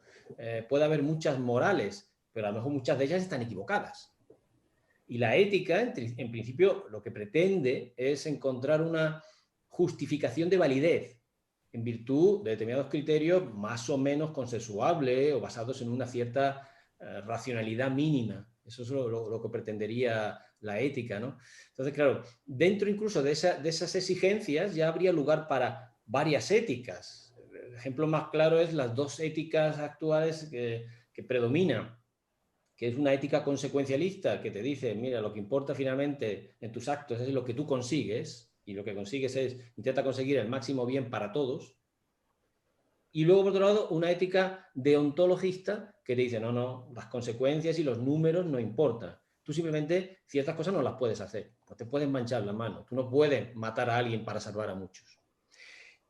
Pero ya nos hemos quedado con dos éticas. Sí es verdad que hay que posicionarse un poco sobre eso y hay mucho debate sobre eso, pero podemos poner la ética esa al nivel de alguien que dice, no, lo que uno tiene que hacer es ir a su propio interés. Pongo otro ejemplo. Sea el que sea. Pongo otro ejemplo. Conducción automática, ¿a quién se mata? ¿Al niño, al anciano o otra posibilidad? Estados Unidos y los países occidentales, se mata al viejo. Una ética utilitarista, el joven va a tener más tiempo de vida, no va a poder ser más rentable económicamente, etcétera, etcétera. En Asia se mata al joven, exceso de población, respeto a las personas mayores por su conocimiento, etcétera, etcétera. Tercera posibilidad, me suicido con el coche. La decisión que toman en Japón. Sí, pero no hay una solución válida para el problema. Permíteme, Javier, que te ponga otro ejemplo alternativo. Mira, en algunos sitios extraen el clítoris de las mujeres provocándole dolor. En otros sitios apedrean o apedreaban a las viudas. En el otro sitio exterminan a otros porque son de otra raza Pero sin embargo no se nos ocurre llegar a la conclusión de que todo vale, porque entre otras cosas sería Sí, eso estoy de acuerdo una contigo. falacia. Porque haya diferentes, es la típica falacia del relativismo cultural. Es que como cada uno piensa de una manera, todo vale. No tiene por qué ser así. Algunos pueden estar equivocados. Lo que se trata es de ver en qué están equivocados y si hay una razón para ello. Es decir, pudiera ser que en el caso del coche sin conductor, lo que dicen algunas culturas estén equivocados, igual que las culturas que defienden el clítoris, la extracción del clítoris, la ablación, ¿no? Entonces, claro, no es un todo, ¿vale? La ética está en ese intento de encontrar unos límites de validez para poder decir esto sí y esto no, pero aún así te doy la razón en que esos criterios de validez no son matemáticos y Claro. no nos van a dar una única respuesta y vamos a tener que seguir resolviendo consecuencialismo o deontologismo. ¿Hacemos el coche más de este tipo o de este otro tipo? Pero la pregunta está ahí y la pregunta, Javier, es ineludible. El coche tiene que salir al mercado y el coche tiene que salir con unas instrucciones. Claro, por eso, desde el punto de vista de lo que es el derecho, la regulación que se está buscando justamente de prever cuáles son los riesgos para evitarlos antes de que ocurran. No llegar a la pregunta del trolley finalmente. Que esa es la idea que va detrás de todo esto. Posible, eso es lo que se tiene que hacer. Pero seguramente habrá algún momento en donde el coche tiene que estar regulado para si pasara esto, que es muy difícil que pase, pero si pasara, actúa así, decide así. Eso es inevitable. Sí, sí. Eso es uno de los grandes retos de la inteligencia artificial a nivel ético, porque no podemos prescindir de responder a eso. Y fíjate si está... Paco, también creo... Sí, perdón. No, que creo que cuando enfocamos el debate en ese futuro, perdemos a la audiencia o perdemos a mucha gente, porque la gente lo ve tan lejos y tan confiada en que llegaremos bien a aquel camino que se desentiende. Yo creo que también deberíamos hacer más insistencia en lo cotidiano y en lo presente, porque al final estamos creando una IA que no va a convertirse en lo que estamos pensando que será en 24 horas, ni siquiera en 10 años, ¿no? Es una transición muy continua y como transición se compone de una cadena de pasos que tomamos cada día. Entonces está muy bien ver, plantearnos esos horizontes, pero al mismo tiempo creo que tenemos que pisar más el terreno de lo cotidiano. Entonces, a día de hoy ya tenemos, como habéis mencionado vosotros, muchos problemas con la IA actual, no la del futuro coche. Y a lo mejor prestando más atención a eso más cotidiano, conseguimos que la IA se dirija hacia lo que nosotros queremos. De alguna forma vamos a educar a la IA en esa moralidad. Entonces no se programa realmente en el sentido, a lo mejor nos consideramos demasiado poderosos y como creemos que podemos programar la IA para todo, creemos que también podemos programar su moralidad y quizás esa es una moralidad que tendrá que ir adquiriendo y nosotros iremos conduciéndola, ¿no? Entonces, a día de hoy, ya sabéis que lo habéis mencionado ambos y los que están oyendo algo habrán oído de esto, hay muchos problemas donde está discriminando fehacientemente y no se pone solución. Pero cuando se intenta poner solución, no saben cómo solucionarlo, que es el segundo problema. La mayoría de mis compañeros, profesores de inteligencia artificial, no saben que existe este problema en el 2021. Y los que saben que existe, creen, también en su mayoría, creen que se resuelve evitando un sesgo en los datos. Que es tan sencillo como eliminar. Si hay un problema de discriminación, equilibrio los grupos y ya está. Y no es así, ¿no? Javier lo ha apuntado antes, ¿no? Hay muchas formas de valorar la justicia. Y para un problema, mayoritariamente, podemos pensar en un tipo de justicia, por ejemplo, las cuotas igualadas en un caso, y en otro caso lo que nos interesa sería pues, la paridad de la tasa predictiva, ¿no? Y dependiendo del problema, tiene más, digamos, mayoritariamente aceptado, porque no me atrevo a decir que es la mejor, sino la mayoritariamente aceptada, una u otra, por poner solo dos de las muchas que hay, ¿no? Pero que ya sabemos que son contradictorias, que al final cuando yo tenga un problema, si quiero que sea paritario en el PPV, en la predicción de la clase positiva, necesariamente va a tener un desequilibrio en los falsos positivos entre los dos grupos. Porque hay una disparidad demográfica del problema que se aleja, o digamos, no es competencia para nosotros para resolver el problema. Si hay más negros en proporción que blancos en las cárceles de Estados Unidos, yo a mis alumnos cuando les hablo de esto les pregunto por el sistema este de ProPublica de que si predice si va a reincidir o no, les pregunto a ellos qué es reincidir, ¿no? Y claro, siempre me contestan que reincidir es volver a cometer un delito, ¿no? Entonces yo les explico que eso no es reincidir. Reincidir es cometer un delito y que te pillen. Tampoco. Bueno, simplificando, Javier, si encima me pongo... Entonces, no, si sé a lo que te refieres. Quiero decir cómo el hecho de que tú cometas un delito no es solo porque lo has cometido, sino que te han pillado, y a lo mejor te han pillado porque la policía está más atenta en tu barrio, o por muchas más razones. Y está más atenta en tu barrio, pues bueno, si ahí te remonta al esclavismo en Estados Unidos, ¿no? Entonces, la cosa no es tan sencilla. Entonces, si existe esa disparidad demográfica en las cárceles, tú no puedes decir equilibrio la muestra de datos y entonces me imagino un mundo ideal donde hay mismos negros que blancos. Ya tengo un sistema que no discrimina. Eso no es verdad, claro, no se soluciona. Igual que no se soluciona lo de Google con lo de los gorilas, diciendo simplemente que cuando aparezca la palabra gorila no ponga nada, ¿no? ¿Por qué? Porque es tan complicado resolverlo que ni Google ni Amazon han conseguido resolverlo en muchas ocasiones y al final terminan mirando para otro lado. O sea que es un gran reto, ¿no? Y no lo voy a, vamos, somos conscientes de ello, pero creo que si empezamos a dar más, no nosotros, sino gente en general, se empieza a dar cuenta de que la solución no es sencilla, o mejor dicho, no hay una única solución, a lo mejor empezamos a ganar más conciencia, ¿no? Porque creo que de algún modo estamos confiando en que todo esto se va a resolver bien, pero claro, sería así si hubiera una única solución, que no parece que sea el caso. Bueno, me he extendido mucho, disculpadme. Gracias, Jorge. Yo creo que vamos a ir pasando, para que no se nos alargue esto mucho, vamos a pasar a la siguiente pregunta, que bueno, voy a juntar las dos preguntas de Ana Valdivia, que no sé si tiene oportunidad de utilizar su micrófono o no, o si no, leo yo la pregunta. Bueno, Ana, no sé si estás por ahí. Parece ser que no. Bueno, Ana preguntaba para Paco, primeramente, que qué diferencia entre una ética moral, bueno, qué diferencia hay entre ética y moral, perdón, y cómo se aplicaría la inteligencia artificial. Y luego la siguiente pregunta es ¿por qué un asistente socrático y uno no Foucaultiano? Bueno, pues lo primero, la distinción entre moral y ética, que no es algo que normalmente se suele confundir. De hecho, cuando se utilizan como adjetivo, sí se utilizan indistintamente, cuando moral y ética, pero cuando se utilizan como sustantivo son dos ámbitos distintos.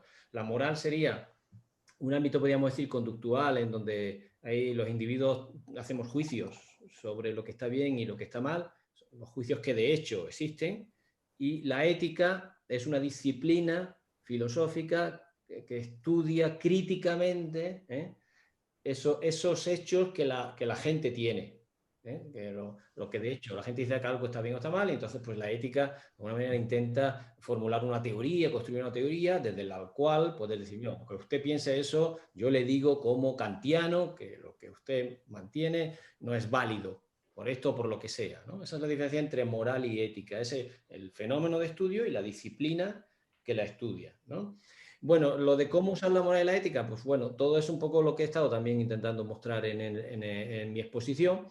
Y cómo, sobre todo en la parte final, he dicho, bueno, hay un cierto problema porque, como también Javier decía, no hay una única ética, hay varias éticas, varias propuestas hechas desde esa instancia reflexiva, filosófica, varias propuestas de qué es lo válido en términos morales. Entonces, claro, un reto es intentar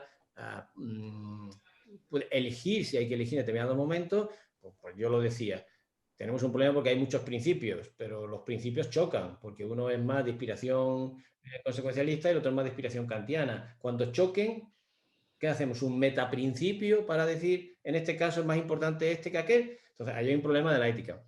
Y luego hay un problema añadido, que es lo que decíamos, cada cultura ve la cosa de una manera distinta. ¿Qué lugar le damos a esas intuiciones o o juicios que son juicios morales, no éticos, porque de hecho lo tiene la gente en la calle en esas culturas. ¿Qué lugar le damos? ¿Tiene que importar más que la ética, que lo que dicen los éticos? ¿O tenemos que darle preferencia? Bueno, yo un poco también he hablado de eso, de que hombre, las intuiciones tienen que tener un lugar, y la moral tiene que tener un lugar, pero seguramente la última palabra, si lo que buscamos es que nuestros juicios sean racionales, quien tiene que tener la última palabra es la ética, es lo que yo entiendo. Pero en fin, es un tema bastante complicado. De todas formas, Ana, si estás muy interesada y quieres incluso que hablemos más de esto, pues por el momento me mandas un email, muy fácil, franciscolara@ugr.es, y podemos hablar más sobre el asunto, ¿no? Y lo de por qué socrático, pues también es un poco, bueno, no sé si complicado, pero era porque ese filósofo se ajustaba más a nuestra idea de lo que creemos que tiene que ser un asistente ético, que se caracterice porque sea totalmente interactivo, ¿eh? Y de alguna manera también el asistente no le dé la solución al usuario, sino que juntos puedan llegar a un juicio moral resultado de un entrenamiento ético, ¿no? Esa es la idea. Por eso elegimos a Sócrates y no a algún otro. Gracias, Paco. Y creo que, y con esta pregunta ya vamos a cortar, es de una persona que ha escrito, bueno, no tiene un nombre numérico, 106.399, si puede abrir el micrófono que lo abra. Sí, ¿me escucháis? Sí. Hola, soy Sergio Gil de Ternalia. El debate que estáis manteniendo antes es súper interesante, ¿no? Porque básicamente, fijaos lo que estamos hablando, el problema del trolley que decías, Javier, ¿no? O sea, es decir, cómo el humano decide si matar a 5 o matar a 1. Digo, hay una cosa que se obvia a priori. Digo, que es el número de accidentes que provocaría una máquina por el tema del cansancio, distracción o alcoholismo o drogas, por ejemplo, es nulo. Es decir, el beneficio, me recuerda mucho al debate que tenemos con las vacunas, ¿no? Me tengo que vacunar y asumir yo un pequeño riesgo a favor social de que voy a generar un gran beneficio. Y en este caso me resulta igual, ¿no? Es decir, estamos viendo un caso hipotético muy singular sobre una generalidad que claramente es beneficiosa. Entonces, eso creo que son preguntas muy kafkiosas porque se ponen en escenarios que yo como humano no sabría responder. Es decir, me tendría que pasar esa situación y en ese momento decidiría. Te digo, pero que probablemente no utilicemos un actor racional para decidir, sino bastante intuitivo de lo que en ese momento te surja. Porque te digo, en caso de un accidente nadie piensa, no tenemos tiempo de pensar. Tú pegas un volantazo, haces cualquier cosa atendiendo una intuición. O sea, un acto totalmente reflejo. No usamos ni conciencia, ni moral, ni ética, ni nada por el estilo. A mí no se me para el reloj y dices, Sergio, tienes 2 minutos para decidir. No. O sea, en una décima de segundo mi cerebro hace un acto. O sea, manda una ejecución de un acto que para mí es un reflejo. Entonces digo, no obviemos que la inteligencia artificial tiene muchas ganancias y que lo que tenemos que tratar es de efectivamente coartar esas situaciones. Pero básicamente lo decía Javier, creo que ha sido al principio, ¿no? Básicamente es por una cosa, que es por el hecho de que la máquina no puede asumir la responsabilidad de un fallo. Porque nadie va a meter a un ordenador a la cárcel. Y ese claramente es todo el debate este que estamos haciendo y me parece muy interesante. Digo, porque podríamos estar hablando incluso años. Hay otra cosa, Javi, que me ha sorprendido cuando decías que la regulación de todo esto lo van a llevar en ámbitos nacionales, ¿no? Digo, solo que hay un pequeño problema, que es que cuando vamos a la superinteligencia o la supremacía de las máquinas, es que la máquina se va a alimentar de toda la información del planeta. Entonces, obviamente, vence al humano, porque ningún humano tiene capacidad de asumir toda la información que estamos generando. Y la información está descontextualizada y no hay filtro humano que pueda filtrar esa información. De hecho, existen muchas de estas decisiones que generan bias por la cantidad de información que se genera en los chats de las noticias. Por la cantidad de imágenes que se requieren que la gente genera para nutrir esos chats de debates. Entonces dices, claro, es que desde el punto de vista, y nadie garantiza, esto es para mí el nutrir, o sea, el dejar una técnica de inteligencia artificial, que el hecho que sea capaz de nutrir toda la información del planeta es lo mismo que dejar a un recién nacido que se nutra en Internet y que elija libremente lo que él quiere hacer, ¿no? Porque no tiene criterio. Entonces el criterio se lo va a ir estableciendo él. Lo bueno y lo malo lo va a establecer él. Y como no tiene empatía, que es otro de los puntos claves, una máquina no tiene empatía, Una máquina decide en función de una métrica, es matemática pura y dura.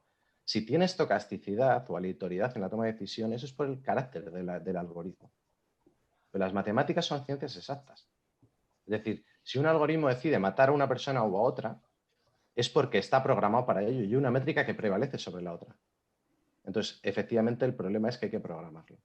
Pero, o sea, me refiero que no obviemos el global, que el global es que en el caso de la conducción autónoma se demuestra que la máquina genera muchísimos menos accidentes que el ser humano, por temas como cansancio, por temas como fallos humanos, por temas como...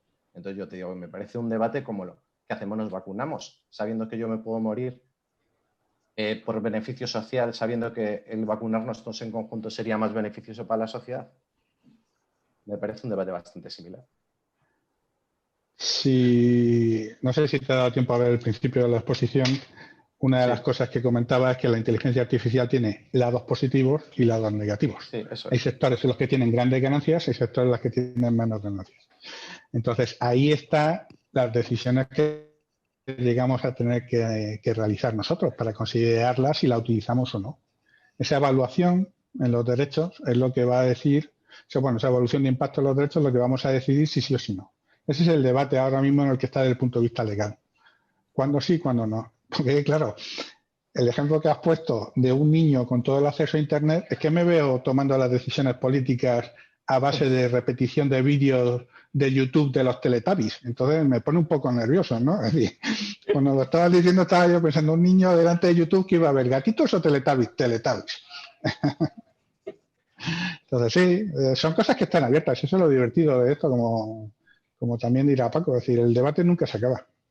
Ahora tenemos que tomar decisiones. Bien. Sí, hay otro debate interesante desde el punto de vista filosófico. ¿Alguien asume que el ser humano asumirá que una máquina tiene la potestad de aprender y él no? Yo como humano no. Es decir, para mí el black box no puede ser black, tiene que ser al menos grey. Es decir, si a mí no me proporciona capacidad de aprender, yo esa máquina no la quiero. Bien, sí. Claro, pero por otro lado, este es también un tema muy interesante porque, claro, lo que planteabas tú antes era, pero también consideremos todo lo que de positivo tiene la inteligencia artificial, todas las vidas que puede salvar, un coche sin conductor o utilizándola en el ámbito sanitario, por ejemplo, ¿no? Entonces, claro, eso, si utilizamos un criterio así un poco consecuencialista, es decir, todo no lo podemos tener. El tema incluso de la caja negra también es un tema complicado porque en algunos casos, habría que quizá ahí sí especificar en qué casos, en qué situaciones podría éticamente, dentro de cierta ética, justificarse una cesión en algo, en este caso en el rendimiento de cuentas, la explicabilidad. Una cesión en eso si luego los beneficios son muchos, por otro lado. Y es lo mismo, sirve de respuesta para lo que tú planteabas con lo del coche. Claro, el coche va a salir, es evidente, pero el coche tiene que salir para esas situaciones que a un humano no se nos van a presentar y esa es la diferencia esencial. Nosotros nunca vamos a encontrar una situación dilemática de ese tipo. O a lo mejor, no sé, a uno de no sé cuántos miles se le puede plantear una situación donde tenga que elegir entre salvar a uno y salvar a 5. Pero afortunadamente no es algo que se nos presente y conduciendo tampoco, precisamente porque no tenemos capacidad para poder reaccionar en ese momento y tomar una decisión. ¿Qué es mejor, matar a 1 o a 5? No nos da tiempo. Pero el vehículo sí tiene tiempo para hacerlo y capacidad para hacerlo. Entonces, al vehículo hay que meterle las instrucciones. Que al final digamos, mira, no son las instrucciones ideales y vamos a ganar más porque al final se van a salvar mucho porque esto es lo más seguro que hay. Perfecto. Eso también es ética. No todo es la ética kantiana.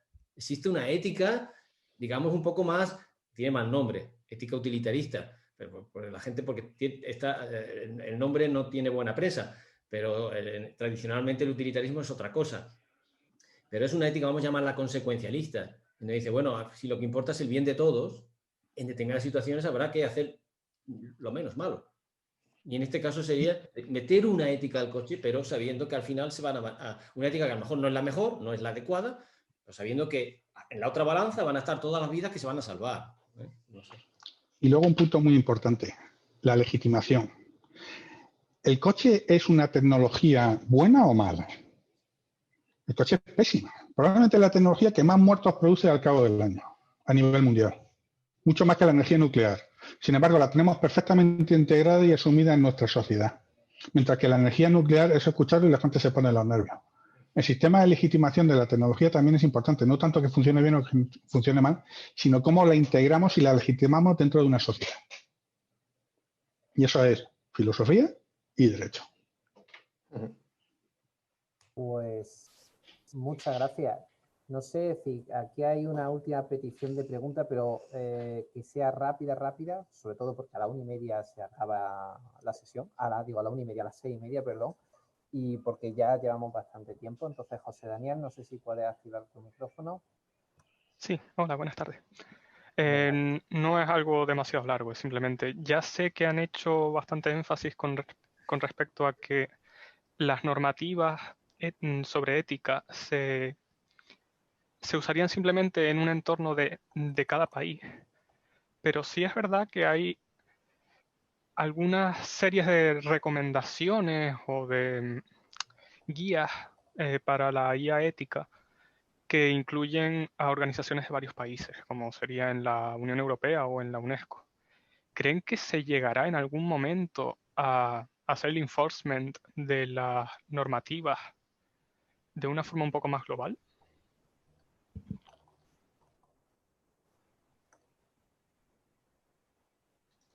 Es decir, no sé si quiere contestar primero Paco. Bueno, primero dijiste simplemente una precisión, que claro, una cosa es, digamos, lo que serían las propuestas éticas, y propuestas éticas hay en todos los ámbitos y de todos los gustos, aunque también he dicho que hay bastante coincidencia entre ellas en algunos aspectos, ¿no? Pero en diferentes, digamos, niveles e instituciones se han hecho propuestas éticas, propuestas de principios, ¿no? Desde, no sé, colegios profesionales, a la Unión Europea, incluso a empresas, y han hecho propuestas, códigos de alguna manera, códigos deontológicos. Otra cosa ya es convertir eso en ley, ¿no? Y entonces, si lo que preguntabas es, pero ¿quién lo van a aplicar? Un poco conectando con lo que Nacho del Valle preguntaba al principio. Ya sí, pues es una cosa que, en fin, Javier la puede responder un poco más, pero a ella sí seguramente será más cada país el que, ateniéndose quizás a determinadas directrices jurídicas internacionales, pues lo hagan de una manera o de otra, ¿no? Pero quizás también sería bueno eso, distinguir lo que son esto de presentar o reivindicar una serie de principios éticos y otra cosa pasarlos a legislación, ¿no? No sé si Javier puede decir algo más sobre eso. Mira, muy rápido. Nosotros, bueno, en el Siena, y luego yo por mi parte lo amplié, tenemos aquí los 10 documentos internacionales más importantes. Puse también la de España, la de la Guía de Derechos digitales. Si veis, casi todos cumplen con los 8 principios que impone las guías éticas de la Unión Europea del Grupo de Altos Expertos. Ojo, incluso la China en el 2019. ¿Vale? Entonces, yo no creo que la ética sea igual en todos, pero sí es cierto que ese núcleo central en el que se va a basar la inteligencia artificial va a cumplir con los estándares éticos a nivel internacional. Entre otras cosas porque lo van a necesitar para poder ser competitivos, que esto no se habla. Todo esto también es un sistema para poder ver dónde se van a poder utilizar y dónde se van a poder vender los sistemas inteligentes que se creen en China, Estados Unidos y en Europa. Sí, es sencillo. Sí, tiene mucho sentido. Pues vale, muchas gracias. Nada. Pues muchas gracias a ti también, José Daniel, por participar. Pues Javier, Paco, yo simplemente agradeceros vuestro tiempo, agradeceros vuestra sabiduría y agradeceros vuestra amabilidad en cómo habéis contestado a todas las preguntas, y sobre todo agradecer por el contenido tan ilustrativo y sobre todo enriquecedor, que a nosotros nos viene, a veces estamos, sobre todo en ingeniería informática, muy ensimismados en nuestro mundo tecnológico, y parece no salimos de nuestro mundo tecnológico y tenemos que abrirnos, sobre todo por una sencilla razón, porque nuestra tecnología, nuestra ciencia, la de la informática, ya afecta a las personas. Ya no es una tecnología de gestión, ya no es una tecnología de organización, de mejorar el procesamiento de la información, sino que ya va a estar realizando acciones que afectan a las personas y, por tanto, pues necesitamos que se adecue a la cosmovisión de nuestro tiempo y que también pues respeten los derechos de las personas. Pues muchas gracias y espero contar con vosotros en alguna otra ocasión y gracias. Gracias a vosotros también. Yo quería decir eso, que para vosotros es muy provechoso, creo, por lo que has dicho, que estemos aquí nosotros aportando esto desde otra perspectiva y desde otra formación distinta, pero te digo que lo mismo al revés. Para mí es esencial estar en contacto con vosotros y, en fin, me cuesta la vida, tengo que ponerme al día y eso es bastante difícil para alguien que ha estado siempre con las letras, pero no hay más remedio. Es que yo creo que esto que lo he dicho en la charla y lo dice todo el mundo es así, hay que trabajar juntos en las ciencias sociales y las humanidades con lo que es, y las ciencias jurídicas, con lo que son propiamente la ingeniería y todas estas ciencias, todos estos avances. Eso es esencial. Por lo tanto, a ver si esto sirve para que en el futuro podamos colaborar más, porque saldremos al final mejor, tanto unos como otros, ¿no? Sí, sumarme a lo que ha dicho Paco. Y está siendo diseñado para que se trabaje conjuntamente. Y la verdad es que son dos campos que nos tenemos que nutrir mutuamente, sobre todo porque vosotros vais a una velocidad de crucero que es muy difícil adaptarse. Y lo dice uno que su segunda casa académica es la Escuela de Ingeniería, que estoy allí más tiempo hace que en la Facultad de Derecho. Pues sí, nosotros vamos a un ritmo, pero lo que, en resumen, yo creo que la ingeniería no nos podemos separar de las humanidades y yo creo que las dos áreas se enriquecen cuando trabajan de forma conjunta. Pues agradeceros de nuevo y con respecto a la gente que queda, pues irán informando de los siguientes seminarios. Pues muchas gracias, yo creo que podemos cerrar la sesión por hoy. Muy bien. Muy bien, muchas gracias. Hasta luego. Adiós.